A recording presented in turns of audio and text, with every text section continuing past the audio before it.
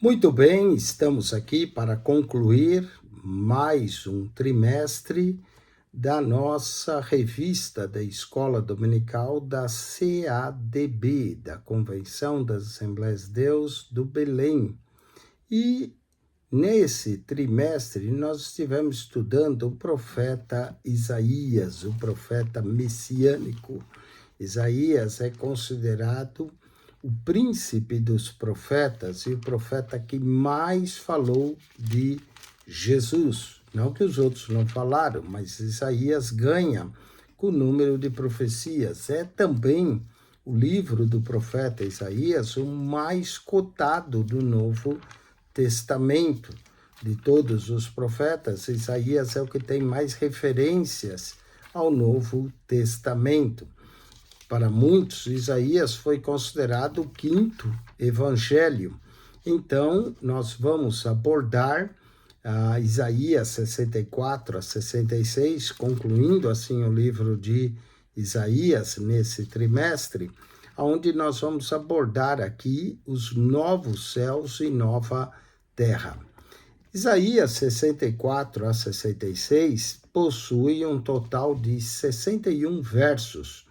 E nós vamos ler aqui, para iniciar essa lição, Isaías 65, do verso 16 ao verso 25, para tratar dessa lição aqui de novos céus e nova terra. Olha só, de sorte que aquele que se bendizer na terra será bendito no Deus da verdade.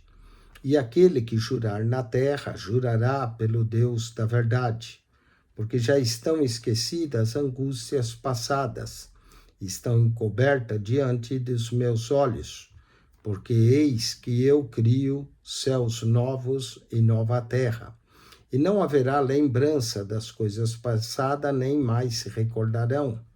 Mas vós folgareis e exultareis perpetuamente no que eu crio, pois eu crio para Jerusalém alegria e para o seu povo gozo. E folgarei em Jerusalém, e exultarei no meu povo, e nunca mais se ouvirá nela voz de choro, nem voz de clamor. Não haverá mais nela criança de poucos dias, nem velho que não cumpra os seus dias, porque o jovem morrerá de 100 anos, mas o pecador de 100 anos será amaldiçoado. E edificarão casas e habitarão, plantarão vinhas e comerão o seu fruto. Não edificarão para que outros habitem, não plantarão para que outros comam, porque os dias do meu povo serão como os dias da árvore, olha aí a longevidade. E os meus eleitos gozarão das obras de suas mãos até a velhice. Não trabalharão debalde, não terão filhos, para a perturbação, porque são sementes dos benditos do Senhor e os seus descendentes com eles. E será que antes que clamem, eu responderei, estando eles ainda falando, eu os ouvirei. O lobo e o cordeiro se apacentarão juntos, e o leão comerá palha como boi, e o pó será a comida da serpente, não farão mal, nem dano algum em todo o meu santo monte, diz o Senhor. Que texto maravilhoso, poético do livro do profeta Isaías, que abordando aqui o novos céus e nova terra, nós vamos usar como texto áureo dessa lição, Isaías 65, 17. Pois eis que eu crio novos céus e nova terra, e não haverá lembrança das coisas passadas, e jamais haverá memória delas. Isaías 65, verso 17. A verdade prática: Deus exerce poder e autoridade sobre toda a criação. Ele é plenamente transcendente, pessoal e incomparável. Vamos à introdução aqui da nossa lição e nós abordaremos 3 tópicos. Falaremos da oração e do louvor, Isaías 64. Depois falaremos da resposta de Deus, Isaías 65, 1 a 16. E aí terminaremos com os novos céus e nova terra, Isaías 65, 17 a Isaías 66, 24. Aqui abordaremos a nova criação, o nascimento de uma nação e o triunfo final. E, por fim, a aplicação pessoal. Vamos então à introdução da nossa lição. Chegamos aqui à parte final do livro do profeta Isaías. Tal como no capítulo 6, a profecia mostra o Deus que está no trono e que governa o mundo com justiça, mas não somente isso, veremos o seu julgamento sobre a religião legalista e a restauração que vem dele, a Sião e, por fim, a sua glória revelada para todas as nações.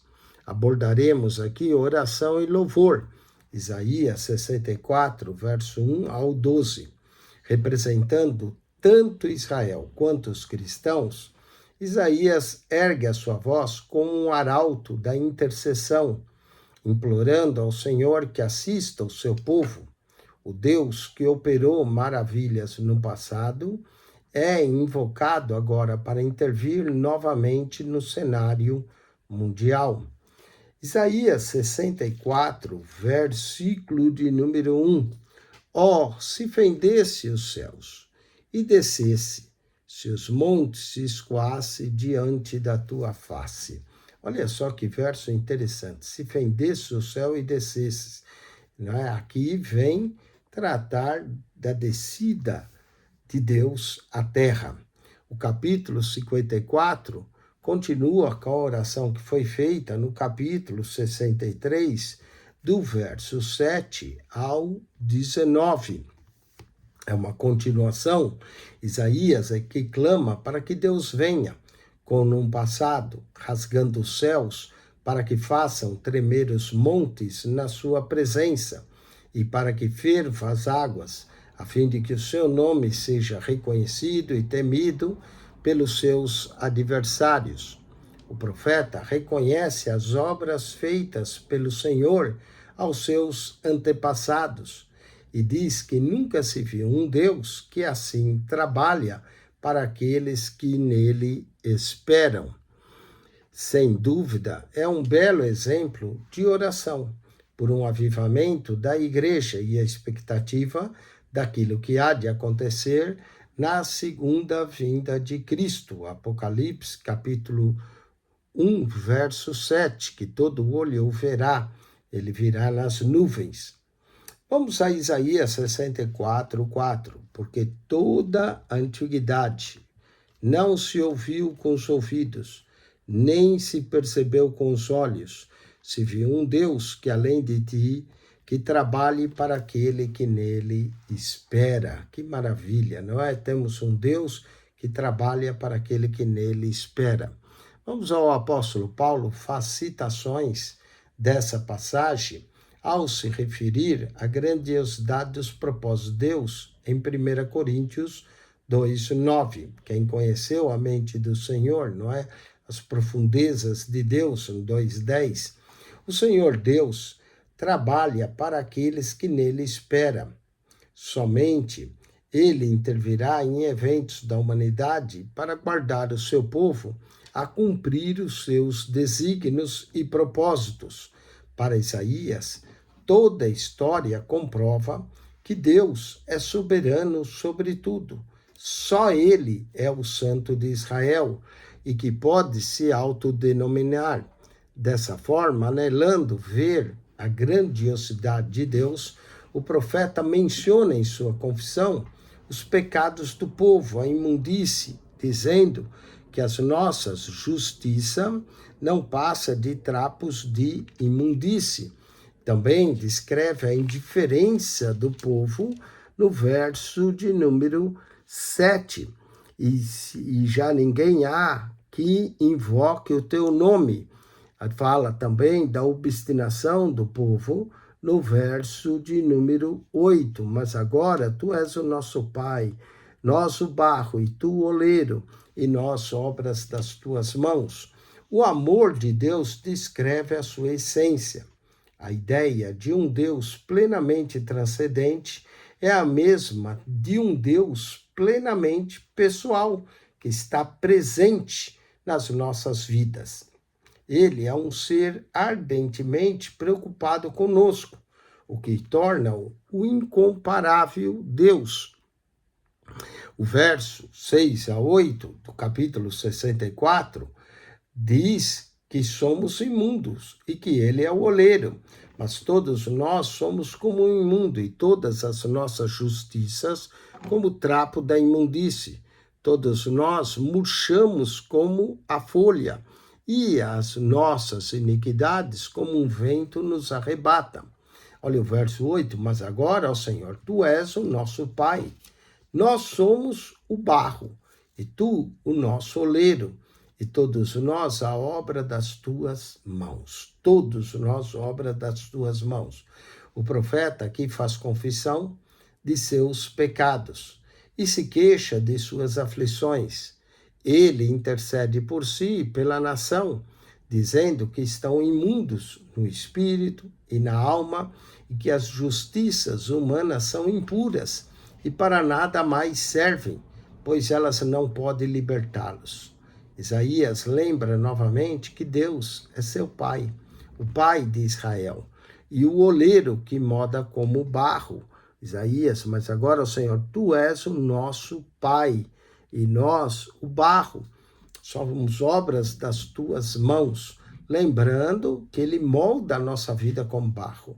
Portanto, somos obras das suas mãos, e por isso é que estamos sendo moldados por Deus, a fim de que todos nós fiquemos como ele deseja.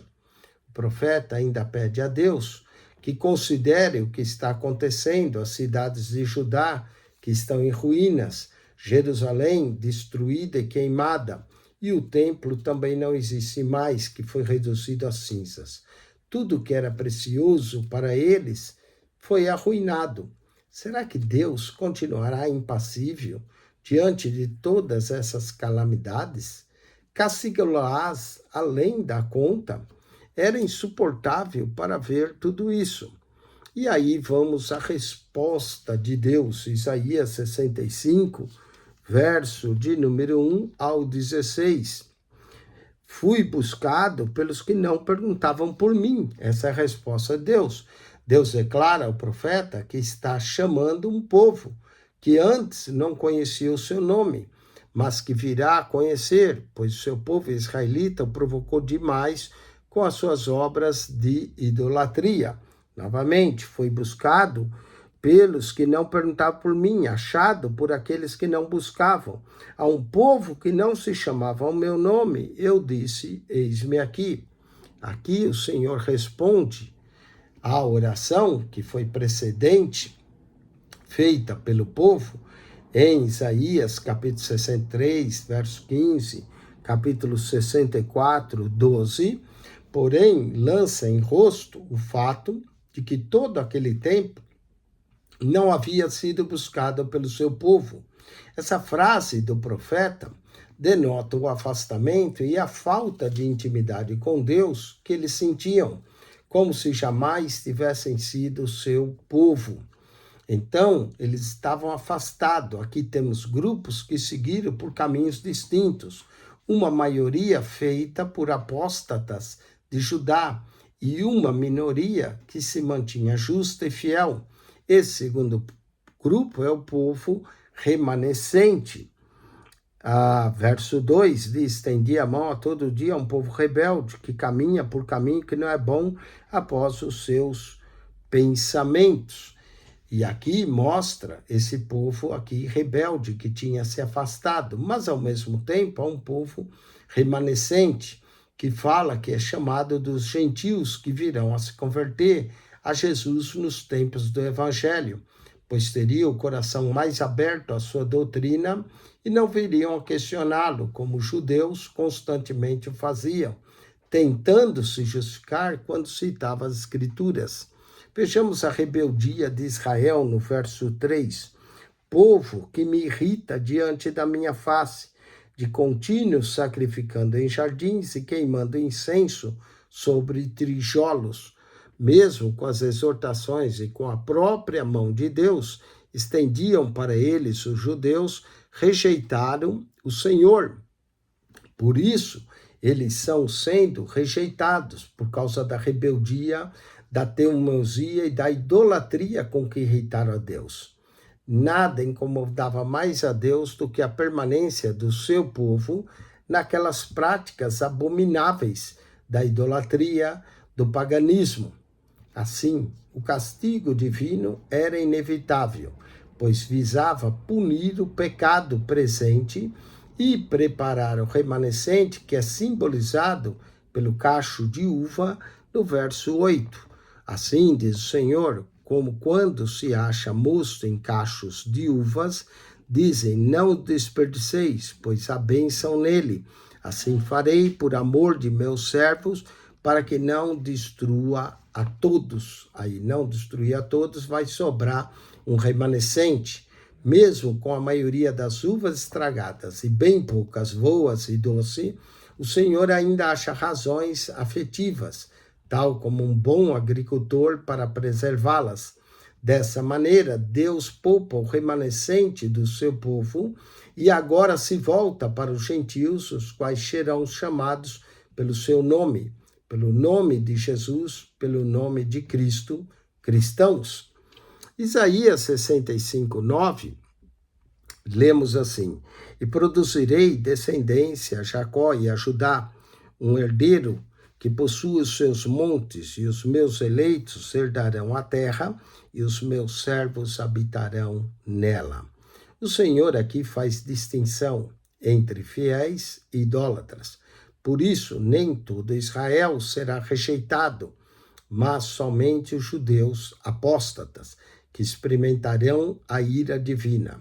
O Senhor tem sido fiel no meio de uma nação infiel, e por amor aos fiéis, ele não destruirá a nação completamente. Esses remanescentes poupados deveriam regressar à sua terra e levariam a efeito sua missão redentora no mundo. Tudo isso fariam desfrutando de alegrias e bênçãos. Verso 13 ao 16, aqui vai dizer: pelo que assim diz o Senhor, eis que os meus servos comerão, mas vós padecereis fomes. Eis que os meus servos beberão, mas vós tereis sedes. Eis que os meus servos se alegrarão, mas vós vos envergonhareis. Eis que os meus servos cantarão por terem o teu coração alegre, mas vós gritareis com tristeza de ânimo e uivareis pelo vosso quebrantamento de espírito, e deixarei o vosso nome aos meus eleitos por maldição, e o Senhor Jeová vos matará, e os seus servos chamará por outro nome. Dessa forma, o povo remanescente verdadeiro, Israel, é aquele povo que é chamado pelo outro nome. Seriam chamados também por Deus de meus servos. Aqui vemos objetivamente a fidelidade e o caminho para quem é verdadeiro. Quanto a um herdeiro que possui os meus montes, aplica-se também a Jesus, o Messias, descendente da tribo de Judá, o herdeiro legal de todas as coisas e pessoas do Pai. Hebreus 1, 2, com o qual somos co-herdeiros no reino de Deus. Romanos 8, 17, o reinado do Messias. Vamos agora abordar esse novo céu e nova terra, Isaías 65, 17 a Isaías 66, 24. Nos novos céus e na nova terra de Isaías, ainda há pecado e morte. Entretanto, no Apocalipse 21, eles não existem mais. Possivelmente, essa é uma distinção entre o milênio e a eternidade. Vemos em Isaías uma nova criação, pois eis que crio novos céus e nova terra, e não haverá lembrança das coisas passadas e jamais haverá memória delas. Havia aqui chegado o momento de Deus dar a resposta final às queixas, orações do seu povo. Toda a realidade corrupta e corrompida desapareceria. Adivinha, nesse momento, o grande reino milenal que vai acontecer no estágio preliminar das glórias eternas do céu, ou do estado eterno, que é o tratamento dos últimos tempos do Apocalipse 21 e 22, que nós chamamos de estado eterno. Aqui é uma referência direta do estado eterno e perfeito. Uma parte dos comentaristas acredita que, de fato, há diferença entre o novo céu e a nova terra de Isaías e os de João no Apocalipse, pois as características que Isaías nos dá não se encaixam com a vida eterna, já que na eternidade as pessoas não envelhecerão nem morrerão, e não haverá perigo de perder coisa alguma para invasores, como acontece aqui no verso 21 e 23. O correto é acreditar que as palavras do profeta tratam da era do Messias, que poderiam ser comparado à criação de novos céus e nova terra. Não podemos deixar de lembrar que haverá um milênio, período em que o mundo será redimido e renovado. Finalmente, depois haverá novos céus e nova terra, que existiram depois do primeiro céu e a primeira terra tiveram passado. 2 Pedro 3,13, nós aguardamos, segundo sua promessa, novos céus e nova terra. Apocalipse 21, depois dessas coisas, vi novos céus e nova terra. Isaías 66:8 trata do nascimento de uma nação. Vamos ler. Quem jamais ouviu tal coisa?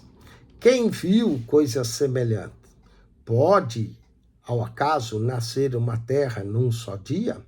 Ou nasce uma nação de uma só vez?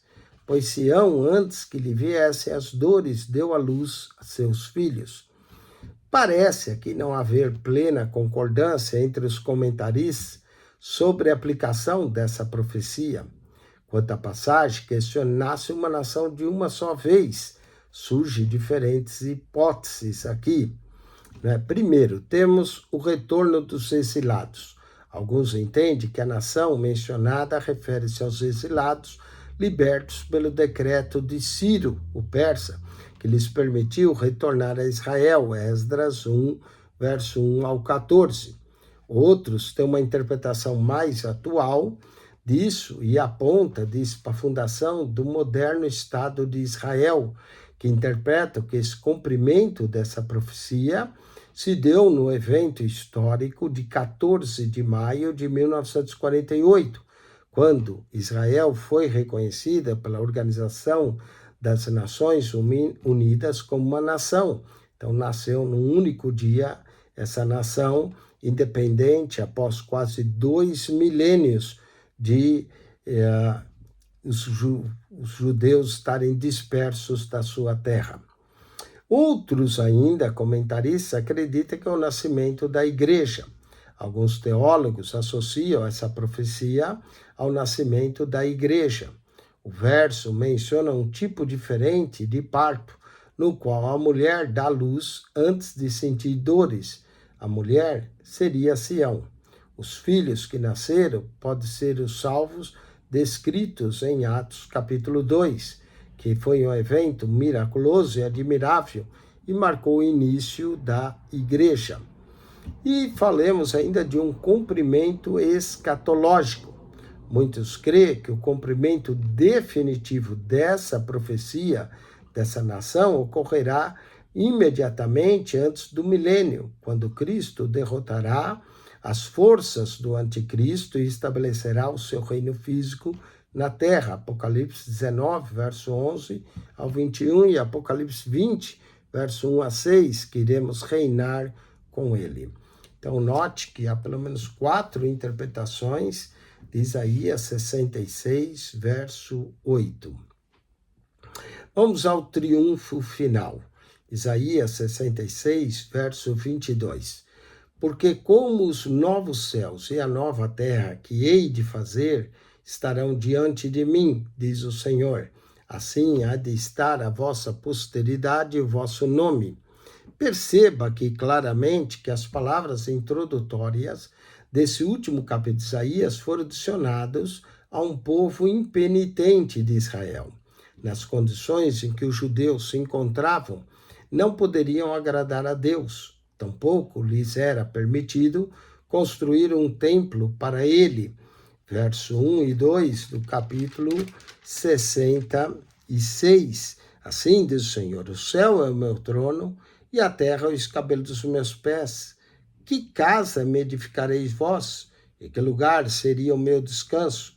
Porque a minha mão fez todas as coisas, e todas as coisas foram feitas, diz o Senhor. Mas eis que um povo a quem olharei, para o pobre abatido de espírito e que treme diante da minha palavra. Note que Deus aqui diz que os céus é o seu trono. Seus sacrifícios aqui eram desassociados de santidade desse povo. Já nos 3 versos finais do capítulo, encontramos o juízo e a esperança atingindo o seu clímax. As questões mais notáveis do livro aparecem de forma clara e direta. Para Isaías, Deus é o único Criador, aquele que estendeu os primeiros céus e fundou a primeira terra, conforme Isaías 40, verso 21 ao 23. Ao fim, ele os recriará. Não há outro Deus. Quaisquer outros são falsos deuses, inúteis e incapazes de cumprir ou concretizar promessas. Assim, só existem 2 categorias de pessoas: as que se curvam diante de Deus único e verdadeiro em adoração e as que loucamente se rebelam contra ele. Consequentemente, só são possíveis 2 destinos para a raça humana: o daqueles que adoram a Deus e viverão para sempre com seus nomes e descendência assegurada, e o daqueles que se rebelam contra ele, os quais morrerão para sempre, enfrentando o verme e o fogo, e são intermináveis. Os novos céus e a nova terra remete-nos à promessa de Isaías 65:17, permitindo visualizar o regozijo e a plenitude do reino messiânico, onde a justiça, a alegria e a paz serão eternas. A aplicação pessoal. A eternidade de Deus sustenta a perenidade de seus propósitos. Assim como os novos céus e a nova terra serão eternos, também serão o fim, a vida dos justos na presença de Deus e a perdição dos ímpios que rejeitam o seu senhorio. Que nós nos acheguemos a Deus e que possamos amá-lo de todo o coração. Responda. Primeiro, o que aprendemos sobre Deus ao refletirmos sobre a criação de novos céus e nova terra? Aprendemos aqui que Deus, ele foi achado por um povo que não lhe buscava e que ele é o Deus que pode fazer nova todas as coisas com relação à criação desses novos céus e nova terra. Vamos à segunda pergunta: como podemos nos inspirar no remanescente fiel de Israel em tempos difíceis? Podemos nos inspirar que sempre há um povo que busca Deus, independente se os outros se afastam, se os outros não querem saber, nós devemos ser sempre esse remanescente fiel, como Israel também tinha um remanescente fiel. Terceiro, quais as diferenças entre o novo céu e a nova terra, descrito por Isaías e que o João apresenta em Apocalipse 21? Parece que a diferença do novo céu e a nova terra de Isaías se refere ao milênio, enquanto que ao de João refere-se ao estado eterno, onde estaremos para sempre com Deus. Então temos aqui um novo céu e uma nova terra durante o milênio e um novo céu e uma nova terra no estado eterno. Bom, espero que você tenha gostado dessa lição e desse trimestre. O bom das aulas gravadas é que você pode voltar a assistir novamente, estudar o livro do profeta Isaías, descobrir verdades profundas e maravilhosas desse livro, e que a graça de Jesus seja com você. Acione o nosso canal no YouTube, PR Eugênio Piacentini, o canal da Bíblia. PR Eugênio Piacentini, o canal da Bíblia. Entre no canal, se inscreva, esteja ali pesquisando o canal, porque você se entrar e clicar no playlist, você vai encontrar um total de 254 pastas com mais de 7.600 vídeos para você. PR Eugênio Piacentini, o canal da Bíblia. Subscreva.